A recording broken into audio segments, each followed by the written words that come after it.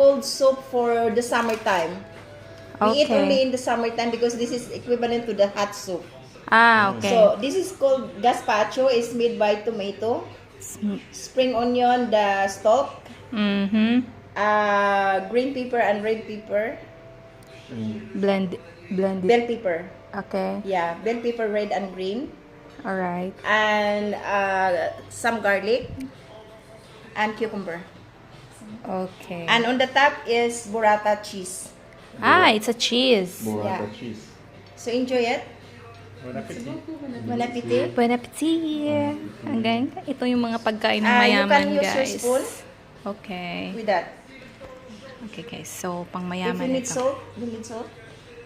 Perfect. So, this one, guys, is made of... So you eat with the bread. There's the bread in front of you. If you want bread, huh? Let me try the bread. And there's yeah, this is bread. with the bread as well inside in it.